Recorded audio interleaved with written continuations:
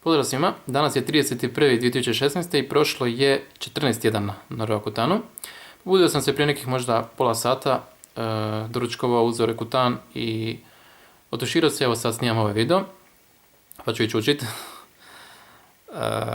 Dakle, ovaj prethodni tjedan je bio ok, ništa posebno zapravo, sušenje usnica i sušenje kože od ono uobičajeno, iako nije bilo toliko intenzivno kao onih prethodnih tjedana.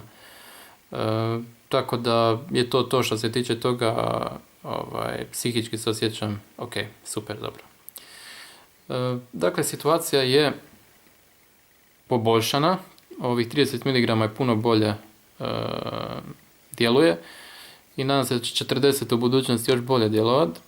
Lijeva strana lica je puno bolja, crvenila gotovo da ni nema, izblijeđuje se, to zapravo nema ovih akni, to je najvažnije, nema onih upalnih akni, to je još važnije, jer one ostavljaju tragove.